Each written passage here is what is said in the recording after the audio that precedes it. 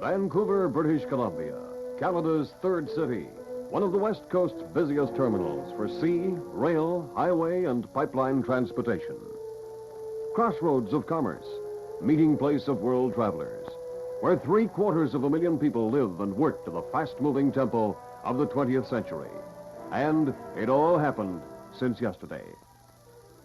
On April 18th, 1886, the old town of Granville, sometimes known as Gastown, became Vancouver. The first council chamber was a makeshift tent. Less than 2 months later, the new city had its first major disaster. On June 13th that same year, the fire destroyed nearly all of Vancouver. But 5 weeks later, when this picture was taken, the men and women of Vancouver were starting to build again, for they had vision and courage. They saw in the charred ruins the promise of a great city. The same scene 4 years later, Dominion Day, 1890. Already the fire is forgotten. Wooden shacks have been replaced by solid buildings. The first streetcar is rounding the corner from Carroll Street, scaring the horses on the left, but bringing a surge of pride to the citizens who lined the route of the big parade. Vancouver was on the way up. New and hopeful settlers were arriving every day. By wagon train, by stagecoach along the dusty trails, by perilous barge along the Fraser,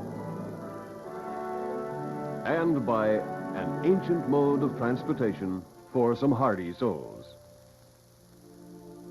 The story of transportation had already begun, so let's follow it down through the years, all 75 of them, and discover, through the curious eyes of countless cameras and cameramen long vanished from the scene, just what transportation has meant to Vancouver and her people.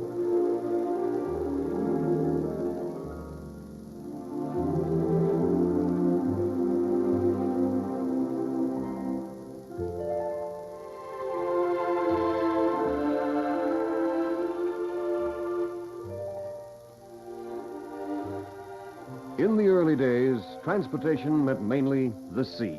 There were no highways, no railways, and air travel was still half a century away. Perhaps this is why Vancouver has always felt the pull of the sea. It has been the source of her wealth and progress. There's always been a salty tang to her history and her struggle to rise from a brash settlement on the edge of nowhere to the metropolis she is today. Masts of early sailing ships rose starkly into the sky beside her busy wharves. They brought goods and people from all parts of the world. In 1887, when the city was only a year old, the waterfront was having growing pains. Things were rough and ready. The wooden building in the foreground is the first CPR station, which, a few years later, became this much more imposing structure, reflecting the ornate architecture of the day. In 1900, the waterfront was still slowly emerging from the forested shore, a cluster of wooden buildings and a shaky-looking trestle that seems perilously inadequate for the weight of the puffing locomotive. But in 1913, things had changed. Imposing warehouses and docks, some of them still in use. And across the harbor, a new neighbor was coming to life, North Vancouver. 1910 saw the inauguration of the first BC coastal run when the first Prince George went into service. For a while during the First World War, she became a hospital ship with a red cross painted on her tall funnel. Today, the second Prince George is a modern passenger ship, which has been in service since 1948, and like her sister ships, the Prince Robert and the CPR's Queen of the North, has been a steady link between Vancouver and the vast North Country, carrying not only passengers, but cargoes of food, supplies, equipment, and gold. The Kenora was one of the first rail car ferries running between the mainland and Vancouver Island. But today, the Princess of Vancouver, a modern twin-screw, vehicular and train ferry, is typical of a fleet which moves thousands of cars and passengers every day. They've become, in fact, the mobile highways of the sea. Vancouver has welcomed many a great ship in her day, and her transportation story would be incomplete Without mention of the great white empresses of the Pacific, those romantic luxury liners which made the city a regular port of call. Who can forget them, gliding smoothly into their berths, ablaze with light, accepting the fanfare and excitement as their due? They brought color to the waterfront. A youthful city took them to her heart.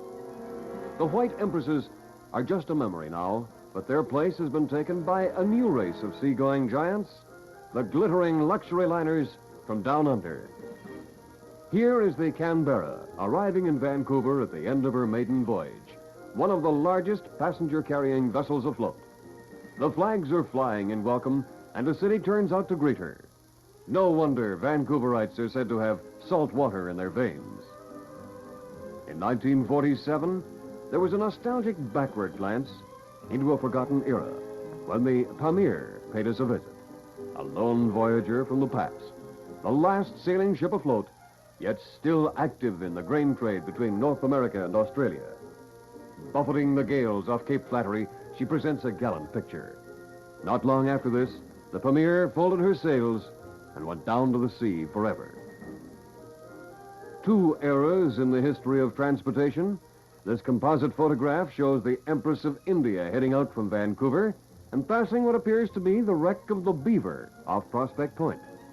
The Beaver was the first steamer to serve Vancouver, but it had been a regular visitor around the Fraser River as far back as 1836.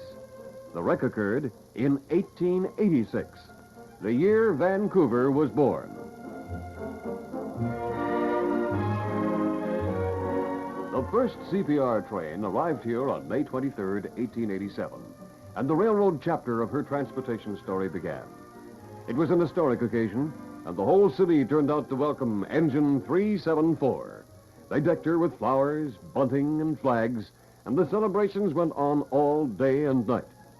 But in the middle of the cheers and the noise, some of the early pioneers must have paused to realize that no matter what happened later on, this would always be considered one of the greatest days in the city's history. Time and events were moving along. The year before, it had seemed that Port Moody would be the western terminus of the railroad and the great seaport of the Pacific. But the tide of history can sometimes turn the tables on politicians, engineers, and empire builders. The voice of New Vancouver scoffed at the plans for Port Moody. The railway must be extended, and it was. Vancouver welcomed number 374 with open arms, for this was one of her first victories, as well as a symbol of the future. Today, Engine 374 is a dignified playground for youngsters at Kitsilano Beach, where she was laid to rest in 1945.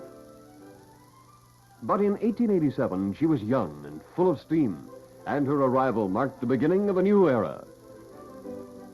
The CNR arrived later in the fall of 1918. And then the Great Northern,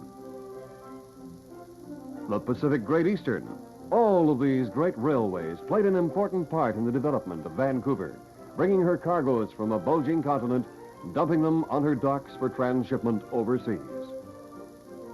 These were great and vigorous years. The raucous blast of a ship's horn in Vancouver Harbor was taken up, and the sound of it re-echoed through the valleys and forests of British Columbia as freight and passenger trains roared through the night, all of them coming to or going from Vancouver. The modern streamliners of the rails are a match for the new ocean liners, and they're a lot different from the trains we knew when we were young. Today, it's sealed windows and air conditioning, lavish accommodation, and luxurious comfort. But remember when it was like this? Red plush and gaslight, ornate luggage carriers and tiny windows? Things have certainly changed for the better.